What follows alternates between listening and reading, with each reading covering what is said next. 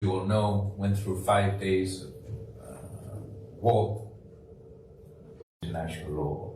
They threatened to cut off the water supply for 240 million Pakistanis. This threat in itself is a war crime. If they were to act on this threat for Pakistan, it would be a matter of survival. It would turn this to an existential crisis, and we would be left with no choice but to embark on the first water war, and not the first water war at least between two nuclear-armed states. Pakistan has demonstrated throughout this conflict that we are not the aggressors.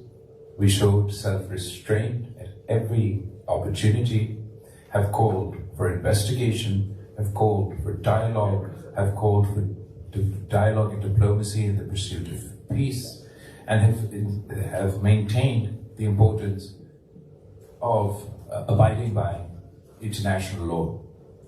We are here in Europe, but we're very cognizant of the fact that Europe feels passionately about war, not only because of your history, but because of what you're facing today, the first war on the European continent since World War II. If international law applies in Europe, then it should apply in South Asia. If treaties are respected here, then only they can be respected in our part of the world. So we understand where you're coming from, but we want to convey to you that as it stands at the moment, in our part of the world, the last edifice of cooperation between our two states, India and Pakistan, everything else has been torn apart. The last thing that remained, the Indus Waters Treaty, that too, India wants to depart from. If people far away think things that are far away from us don't apply to us, this is none of our business.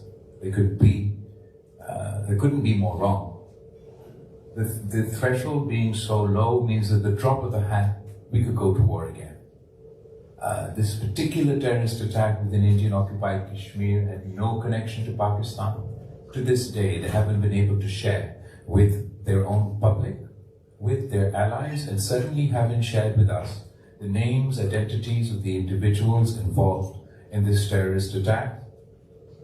Nor can they even share with us who they have targeted in their so-called targeted operation within Pakistan. We can point to the civilian infrastructure, the dam that they targeted, the facilities that they targeted, and the innocent civilians they killed. They can't name one terrorist that was involved in this terrorist attack that supposedly crossed this heavily armed border between India and Pakistan. Nor can they name a single terrorist that they attacked and killed on Pakistani soil when they violated our sovereignty. We appreciate the role the international community played in helping us achieve this ceasefire. We now look to the international community to engage with India and convince them that the decisions that they have made leave not only us less safe, but leave everybody less safe. There's no military solution to Kashmir. There's no military solution to terrorism with the water issue. Water isn't even and should never be considered a weapon of conflict. I'm cognizant of the fact that we commenced late, that there's so many people over here that will have many questions, not only for me, but also for the other members of our delegation. I would suggest that if there are climate-related questions, we've got two fantastic climate representatives here. Otherwise, you can either ask me or anybody else sitting before you. And I'll hand it over to our ambassador to moderate our session. Thank you very much, sir. Could you kindly identify yourself and the question when asking the question, please? We'll begin from, ladies first. Okay. Lynn Gutas from the European Institute for Asian Studies. We already had a discussion this morning on specifically on climate change. But of course, to what extent does that? We already tackled briefly about the Indus Waters Treaty. So, but how is this actually going? How are you going to address this in the future? How are you going to make sure that India does not depart from it, and what can we do? Because of course the climate, also on climate, this will have an issue, So, as well as on the water. I'd actually like to bifurcate the two, and on the climate question, I'll ask Sherry or Sadiq to step in. But on the Indus Water Treaty, we've laid out the stark situation before. As far as the Indus Water Treaty is concerned, this is the gold standard in diplomacy. Our treaty has been replicated in 40 other treaties dealing with water. It has withstood war after war. It has dispute resolution mechanisms with it. There's no space within international law, and there's no space within this treaty for any party to unilaterally depart or make any unilateral decisions. All decisions are to be made through mutual consent. Even if we were to renegotiate, Pakistan never shut the door to, only asked, what would you like to negotiate? But even if we were to renegotiate a treaty, until we were to come to a conclusion in that renegotiation, this treaty would stand. As it is through this treaty that we came up with a unique solution. Rather than relying simply on lower riparian rights, which would have given us lower riparian rights to all 3 rivers, all 6 rivers, sorry. Pakistan and India agreed through this treaty to divide the river systems. 3 rivers were given in toto to India, and 3 rivers, there's certain rights to the Indian government, but the majority is for Pakistan, and we rely 100% for our water from these remaining rivers. The 3 rivers that they are in their control, they have control of the headworks through which they can, and have been since they made this announcement, either delaying the release of our water or in times of excess, releasing an excess of water. Just a delay of a few days has devastating consequences for our crops. It means that not only our agriculture is affected, on a humanitarian level, this is the only water supply to Pakistan. In the climate context, we're already, the largest collection of snow and ice was in this region. The last thing we needed was a fault line, conflict to develop. This should have been an avenue for cooperation. I'm Climate Minister, and former Climate Minister will give you sort of a little bit more detail about the challenge we face vis-a-vis climate. It's a stark reality that we're facing before we drew this fault line exactly where it need to be. Thank you. So I'd only say that, look, if this treaty is in abeyance, then no treaty post-Second World War is worth the piece of paper on which it's printed. Because then any country in the world can now pull out of treaties because this entire rule-based regime is gone. If it doesn't suit me, I pull out tomorrow.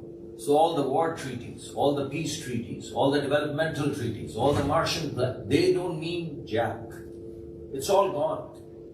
Because if you're going to allow for one country to pull out of a treaty, a signed treaty, then no country has to abide by any treaty. Number one. Number two, all lower riparian countries, they will have to retire their right to water. Because this basically means any upper riparian country has a legitimate right, just because by accident of geography, just because they are higher riparian, that means they can choke the water of the lower riparians all across the world, not just in Pakistan. So this precedent set has implications for Latin America, for South America, for Africa. And what are we going to do about it? I mean, are we going to actually allow for the upper riparian countries to tell the lower riparian countries, boom, you're now going to have food security, you're not going to have food? So for us, we're going to lobby. We're going to lobby with the rest of the world, which is lower riparian. It's not just about us. It's about the rights of every single country, Europeans included, who are lower riparian, because you're establishing a new regime of rights, which is differential with upper riparian countries. So that's kind of our second point. The third is, what are you attacking? Are you... Yes. Oh,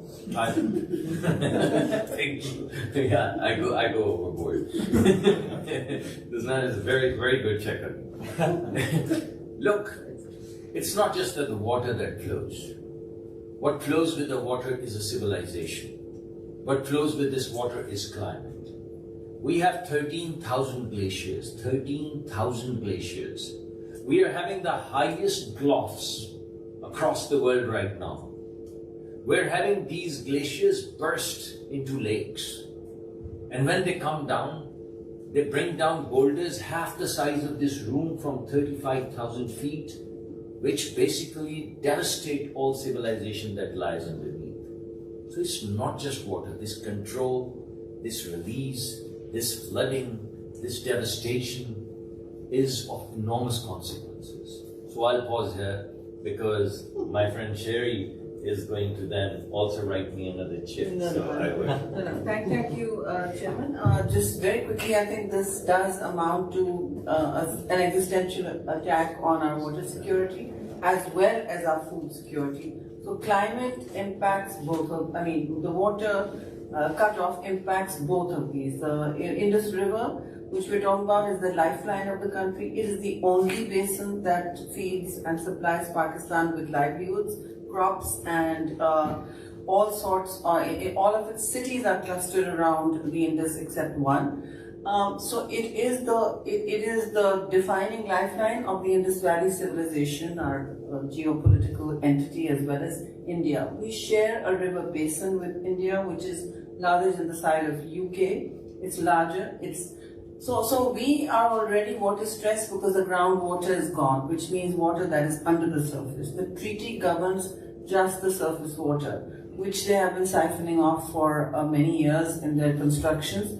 However, I think it's important to understand that food and water security are a crisis for many parts of both India and Pakistan. Already Pakistan's soil, at least in the southern area, the province I'm from, is under severe water stress. The other province is under severe water scarcity. Scarcity and stress are two different things. And by cutting off the water, as you have less and less water and more constructions, illegal constructions on the upper side of a transboundary river, what you have is a situation where the water stops flowing to the sea. Without water flowing to the sea, one of the breadbaskets of the country, which is the province of Sindh, where I'm from, it becomes saline. The soil starts waterlogging, the sea starts ingressing. So nature and the sea abhor a vacuum. As the water stops coming down in certain seasons, the sea makes ingress. That soil becomes infertile. It is impossible to sow over there. And I'm sorry to be a little, detailed on this, but desalination and waterlogging is a very serious problem. It is because of water scarcity and constructions and canals on the upper riparian systems here. It's a crucial competition in the region. Water is now going to be the conflict, but our issue was not to politicize it, not to make it a flashpoint for a potential nuclear war, because as my two senior colleagues have said, the chairman repeatedly says it will become a flashpoint for war, and particularly nuclear war, because the standoff weapons that were used by India can amount to that. They're dual use, and the escalatory ladder gets very high. So water is what the new fight should not ever have been. Food, water, human migrations, this will result in larger migrations, larger land hunger, which is already higher than us, than India, but they have a lot more population, they have a lot more of everything. So that is where we are standing. Our soil is, two of our provinces, Balochistan and Sindh, that's half the country, are completely degraded already, more or less. 1/3 of Sindh is left to sow and cultivate, the rest is no longer able to use because there's no groundwater left. Nobody's talking about that. Please check how much mining India does of this basin, and it is the largest miner of groundwater in the world. We are left with no water for our irrigation and our tube wells. So I'm going to stop there because you may have other geopolitical questions. Thank you very much. Next question, please. Thank you. Good afternoon. Thank you very much for your presentation and for your invitation for this meeting. My name is Juliana and I'm from the Portuguese mission to the EU. So taking into account what you have just shared, I would like to know what's your plan, what's your approach within your mandate in the United Nations for dealing with this link between security and environment, climate change. Thank you.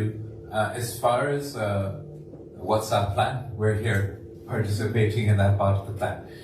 We are seeking the assistance of the international community in helping us achieve peace in the subcontinent so that we don't have to fight either on Kashmir or on terrorism or even on water. And we can collectively, with India, face the challenge of climate change.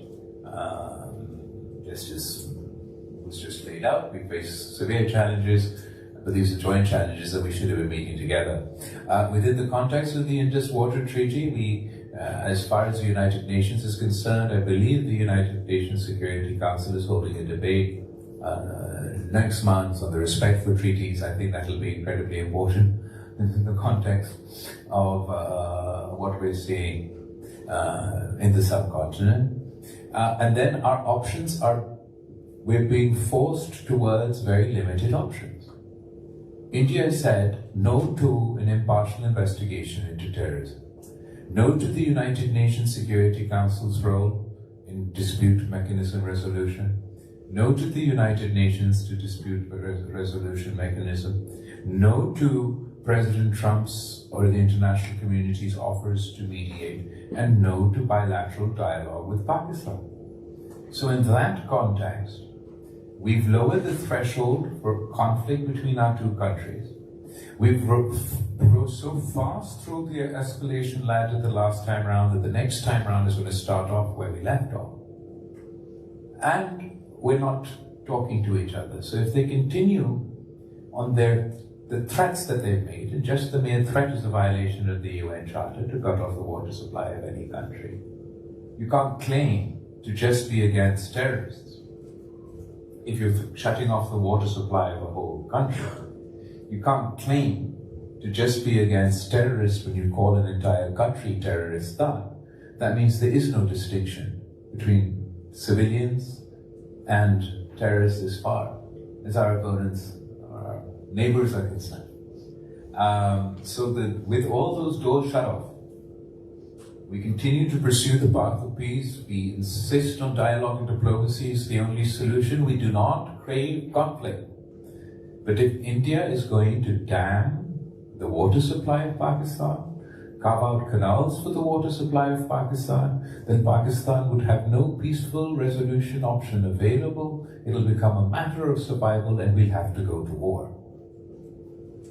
Liana, you'll have to join your voice with us because you should have empathy for us. You know exactly what we're talking about. Thank you.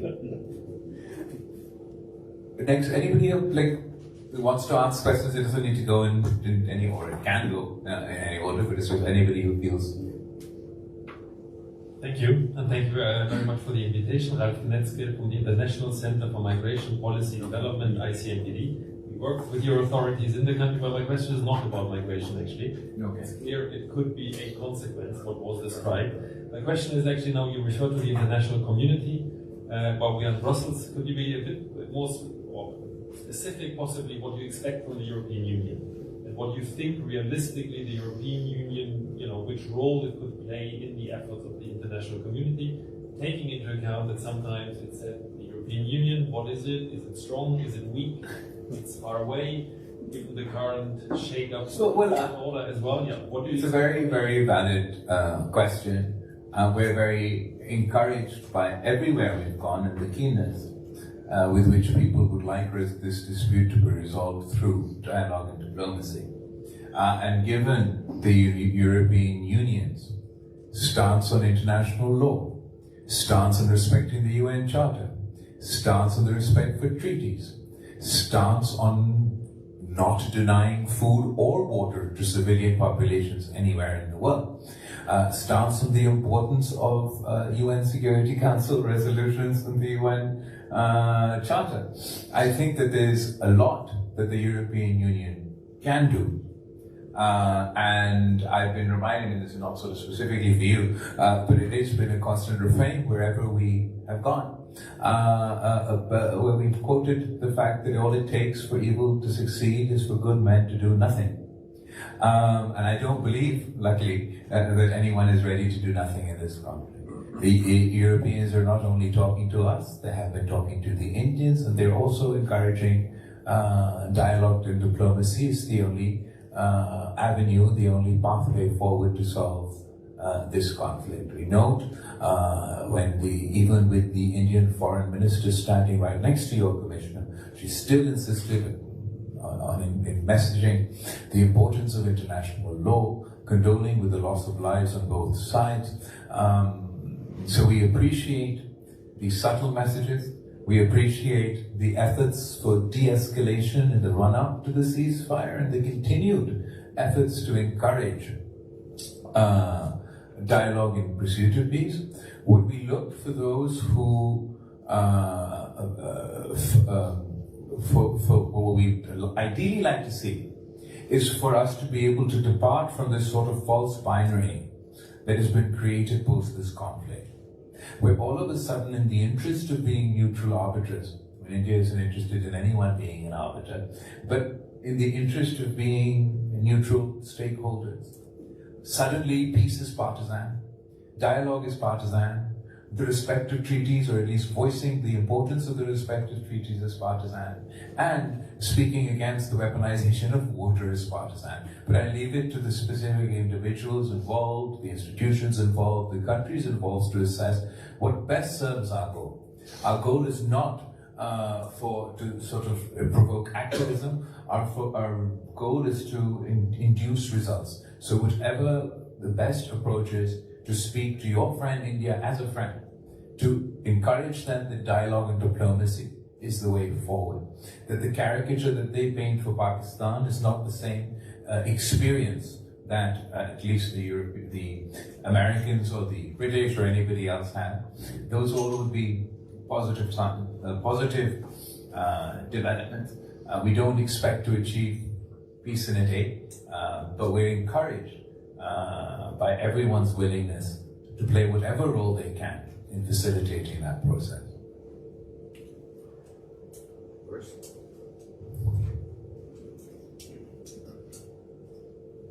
Thank you. There's many questions to ask. I'm Kiko. I'm a retired journalist working on Journalists ever retire? Journalists do retire, but then they remain active. So we can never escape the profession. Now, there's many questions that I would ask. One is, you said we need a solution to Jammu and Kashmir. What is your proposal to make a step forward on this question that has been bugging South Asia for more than 75 years? Second, India cannot just turn off the tap. And the water scarcity that the minister was referring to is predating the abeyance. So there's already a problem. How do you see or let me put it more specifically, what happened or what did you measure happening after India said that it put the treaty in abeyance? Is there a real difference today as compared to, say, 2 months ago? And then third, somebody has to ask the difficult question, is there anything that the Pakistani government is planning to do to get rid of militant outfits that are so convenient for India to blame Pakistan as a terrorist state? Thank you for the opportunity to answer all these questions. These exactly the topics that you mentioned are those that we believe that can come up within the context of a comprehensive dialogue with India. If we have a comprehensive dialogue, that means an all-encompassing dialogue. And that gives us an opportunity to discuss all each issues, at least bilaterally. As far as the question of Kashmir, given that you're an expert, you know Pakistan's long-standing position is in line with the UN Security Council resolutions and in accordance to international law. Only once we deliver the plebiscite to the people of Kashmir, their right to self-determination, would be our position. India would bring their position as part of a comprehensive dialogue. But I believe there are dueling reasons now that we must address the issue of Kashmir.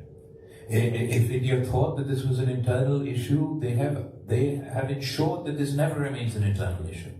Not only because of the multilateral politics and the commitments to international law, and what does the United Nations mean if we can decide that we're not going to apply whatever is inconvenient to us? Not least the promise that we in the international community has made to the people of Kashmir, not least because this is a legacy of partition left over by the colonial powers that still bleeds to this day, has led to wars in the past, and is providing the groundwork for the wars between us, India and Pakistan, even to this day. As far as indigenous terrorism is a challenge within India, it has become a root cause to the indigenous terrorism that was demonstrated in this last terrorist attack, particularly post-2019, where the policies of the state have become even more aggressive, repressive, and suppressive. They've moved away from their domestic commitments to the people of Kashmir. In that circumstance, what you're doing is you're creating the perfect environment to breed indigenous terrorism, and that indigenous terrorism will challenge India in a way that no cross-border terrorism ever could. And instead of addressing this issue, we're ignoring the issue and making it worse. If we don't find a solution for Kashmir, and the situation on the ground continues to deteriorate, then the environment is created, and the new youth in Kashmir will form the cannon fodder for the terrorist organizations of tomorrow that will continue to perpetuate these attacks. Before I go into the water, I'd like to sidestep onto the terrorist question. As far as what Pakistan has done, now the militant groups that exist on Pakistani soil are a result of the Cold War politics and the geopolitics of the 1980s. Every single group that you can name today, every single one, there's not one that's out of this orbit. Be it Al-Qaeda, be it the Taliban, be it these groups that are of concern to the Indian government. That's the groups of concern to the Indian government. All of them are a result, are the hangover, are the leftover elements of the Afghan jihad ecosystem in Afghan 1. That decision to set up this network of what was called at the time freedom fighters, who were dubbed at the time as the great mujahideen, fighting the moral war of the West against the evil Satan. Evil Satan then was the Soviet Union. These were the same people who were invited to the White House by Ronald Reagan, and he declared that these are the moral equivalent to our founding fathers. And Pakistan, well, at the time was under a dictatorship, and my mother, Bilawal Bhutto, was leading the resistance against the dictatorship. Even at that time, she wanted the Pakistani authorities and the international community that you're creating a Frankenstein monster that's going to come back and haunt us. And that Frankenstein monster came back and haunted the US at 9/11, well, the entire world. Pakistan is part of the international coalition, targeted Al-Qaeda, targeted the Taliban. Well, now the Taliban is off the list, God knows what the definition is over there. Targeted other organizations, reoriented our entire infrastructure of our state to treat some groups which we previously considered as allies as now terrorist organizations. That reorientation was a difficult and bloody process. The political leadership of the country across the board have now developed a consensus, but this consensus wasn't always there. We fought politically against these terrorists on the political battlefield by challenging them politically, and resulted in losing our lives, changing the state policy on the political front. The military leadership of Pakistan is not again the caricature that the world wants to paint of many, many generations ago, where there would have been conflict in this transition, where there would have been anti-Al-Qaeda as a result of 9/11 and their alliances in the world. But when you got down to the officers and the individuals who fought the wars alongside, who used to be the Mujahideen, they may have been grey area. Now, the military leadership in Pakistan have come up through the ranks while combating these terrorists on the front lines. They fought them in Swat, they fought them in South Waziristan, they fought them in North Waziristan. They earned their honors in valor and in bravery while fighting these terrorists, and then got promoted to the current ranks that they are while they lead our armed forces. So in that context, we fought the bloody war over what's left over from Afghan 1. The international community, through FATF, has only recently endorsed Pakistan's actions against the groups of concern to India. So we've lived up to international scrutiny of the FATF that endorsed Pakistan's actions against the LET and other groups, and have approved the actions that Pakistan has taken. And we've gone from the grey list to the white list because they believe that those actions are worth a violin or of significance. Now, so far, I've only talked about the challenges that we face from Afghan 1. The new terrorist problem that we're facing is Afghan 2, the consequences of the fall of Kabul. And we've seen in the space of the last couple of years a significant increase in terrorist attacks within Pakistan. At this point in time, if we continue at the trajectory that the terrorist attacks are just taking place in this year, I mean, not at the end of the year yet, but if it continues at this trajectory and we get to the end of the year, then this year, 2025, will be the bloodiest year Pakistan has seen as far as terrorism is concerned. Year after year, we've been the largest victims of terrorism. So far, 92,000 lives lost. Even this year, we hold the record, the glorious record, of being the country where the single largest number of terrorist attacks are taking place and the single largest number of victims of terrorism exist. It is in this context that we passionately advocate for regional cooperation, international cooperation to combat terrorism. The US just 2 days ago called Pakistan a phenomenal partner in combating terrorism. We have managed to collectively thwart terrorist attacks within Pakistan and in capitals across the Western world as a result of Pakistan and those Western countries' close collaboration and CT efforts. Pakistan and India, since 2012, have had no collaboration on counterterrorism. The last collaboration we had was within the confines of this comprehensive dialogue that we now see. Even in that cooperation, Pakistan shared information as far as LET is concerned and the terrorists that were going to attack their country, which resulted in India taking action against those groups. India never supported Pakistan in our concerns about the BLA and the Majid Brigade and the support that they provide for these organizations. Even now, we believe that the only way for us to secure the future of South Asia from terrorism, from the new threats that we're going to face, will ultimately be cooperation between India and Pakistan. Without talking to one another, if you even look at the 2019 attack, which is the last attack that resulted in planes in the air, between that day and this day, the April 22nd attack in Balkan, no communication, no intelligence sharing took place as far as terrorism is concerned. And finally, the fact that India cannot turn off the taps is untrue. They've turned off the taps in the past. 1948, 1949, I believe it was, they shut Pakistan's water. They have been in violation of the, then resulted in negotiating the Indus Waters Treaty, dividing our sharing the resources. Within the mechanisms of the Indus Waters Treaty, we had complaints that India was violating the Indus Waters Treaty, was damming places they shouldn't dam, was building structures they shouldn't build, was building structures larger than they were allowed to under the treaty. But those cases we were facing through the structure of this mechanism. What India has done is A, threatened to turn off the taps. And I want to repeat, just threatening to turn off the tap is a violation of the UN Charter. It's not about how much damage they have caused, just making this threat is a violation of international law. Now they implement it in two ways. One way is the extreme scenario where Pakistan has already laid out that this would be an act of war. That would be damming the rivers that are right in accordance to this treaty, carving out new canals in those three rivers. The other way that they damage us, or they turn off the taps, is you only have to delay the release of the water from the so-called tap by up to a week. 1 week's delay or even less would mean that our crops die.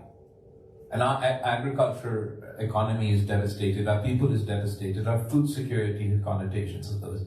So, it's not about their ability or capacity to turn off the taps. This precedent should never be allowed to set. We cannot allow the weaponization of water in this way. We are seeking a new dialogue with India, where we will make new promises with one another, and potentially sign new treaties. For that process to start, they need to respect all treaties.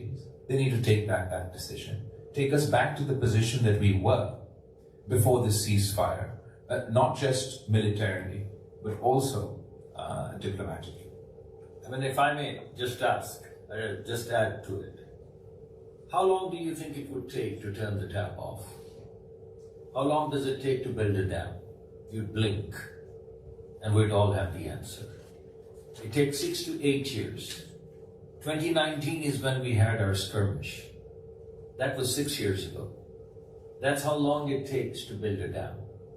So when you say, have they turned the tap off? Should we wait when we are left with no water and the tap is actually turned off? So it doesn't take much to build a dam. It doesn't take much to build a canal.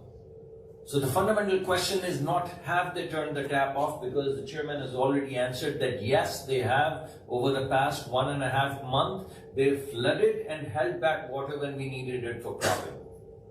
And for the winter cropping, they're going to do it again because there's scarcity of water. And when they hold back water during winter cropping, our saplings, our seeds would die. And they only have to hold it back through the cascade of dams that they have just for about 10 days. And we'd have food security, we'd have drought. But that's not the fundamental question. The fundamental question is, when you're making policy, are you making policy for day before yesterday? We'd blink and we'd be in the 7th year. And then what are we going to do? That's basically fundamental to this dispute. If anybody has a couple of final questions to me, then I have to step out to another interview, and I'll leave you in the very able hands of everybody else to also answer your questions. Jeez, Thank you. Thank you very much. This has been a very insightful afternoon. Greatly appreciate it. My name is Eric Piaget. I'm a researcher at the United Nations University in Bruges, and I'm coordinating a work package on science diplomacy at the VUB, which is part of this alliance of universities called the Utopia. But I very much admire your commitment to dialogue and diplomacy. What I was interested in knowing is, of course, the ecosystem of diplomacy is much broader than foreign ministries, track 1 and then track 2. The Institute of Multi-Track Diplomacy even has 9 different tracks of diplomacy: businesses, civil society, religious organization. I was just curious to know how you might envision engaging these other diplomatic actors towards your diplomatic objectives. sure, we can do like a quick fire round of a couple of questions and I'll go through.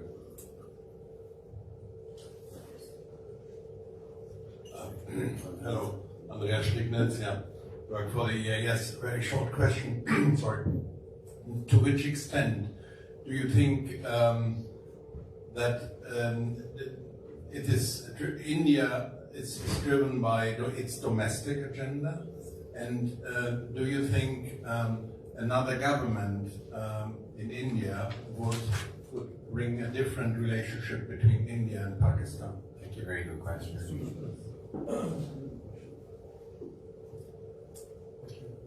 Michel de Kemeter, Club of Brussels. We are experts in regeneration, socioeconomic and environmental.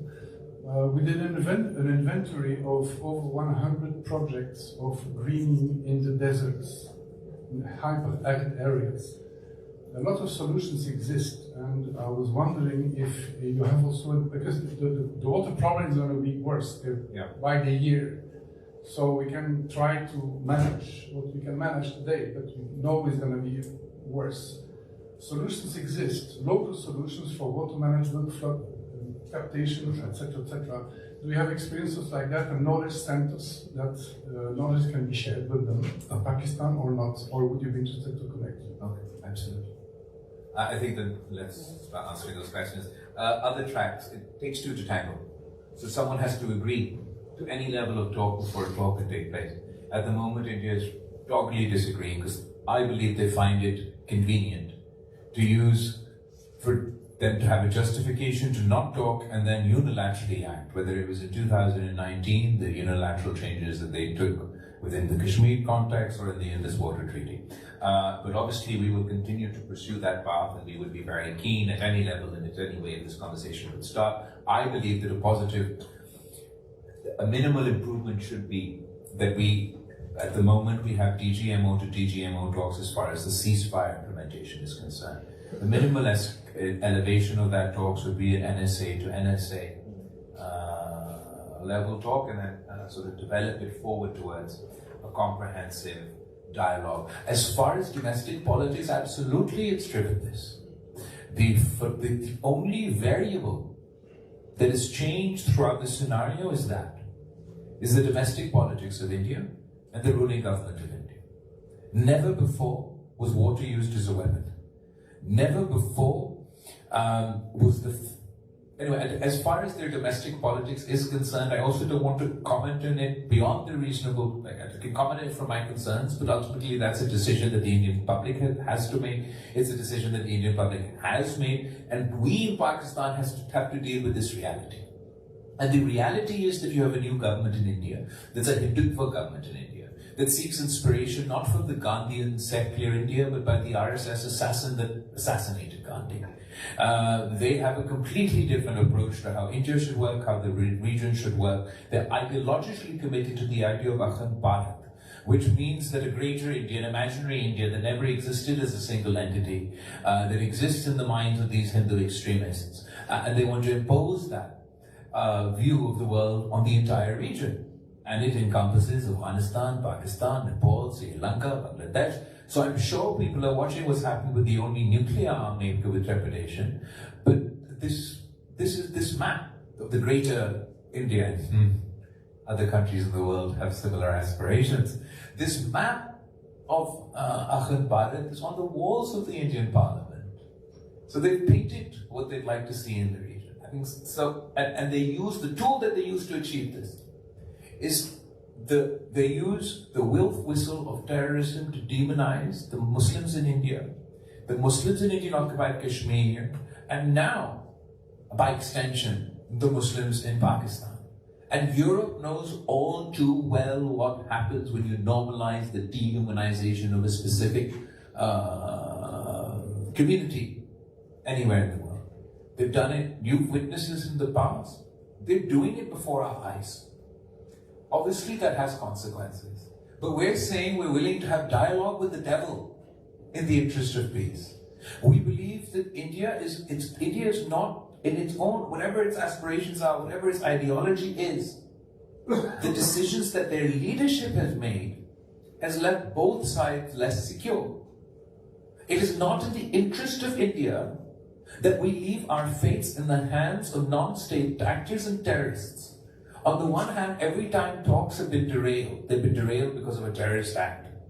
So even in those circumstances, we, the leaders of India and Pakistan, are not deciding the fate of our people. We're leaving it to the terrorists to decide that we're talking, so they'll go into an attack and we sabotage the talk. Now we're saying that the decision to go to war will not be taken by Modi or Prime Minister Shehbaz Sharif. The decision to go to war between two nuclear arms nations will also be taken by nameless, faceless terrorists who decide to attack at will. This entire corner that Modi is painting his country and our region into is not in our mutual interest. To say that we have fought generation after generation over Kashmir and we will continue to fight.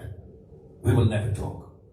To say that we fought then after that consistently over the issue of terrorism, but still we're not to talk or to investigate.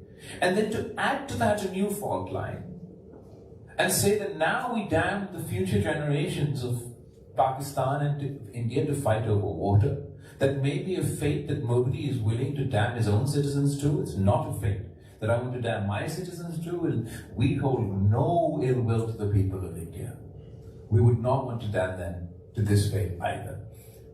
It will be a compulsion. We'll all have to talk to one another eventually to address these issues. With the developments in our neighborhood over the last 24 hours, One border with Afghanistan was already, we're dealing with those consequences.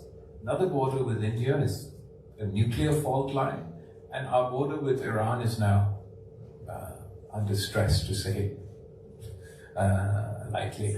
In that context, there's a false sense of calm that has prevailed that now that we've received a ceasefire, it must mean that we've achieved a peace. We're further than that peace than we should be. And I believe that the European Union is very well placed to make the case for the respect for international law, to make the case for the non-weaponization of water, and to continue to make the case for dialogue and diplomacy is the only path to peace. I'm very sorry that I personally have to run, but I'm leaving my very, very able team behind to answer the rest of your questions. Thank you. So I'd like to answer your question about the deserts and the forests and the issues related to it. So we have, as the starting point, not at the tactical level, but at the strategic level, we have said that whatever standards hold in Europe, we'd like to have the same standards for GMOs. So we're not going overboard.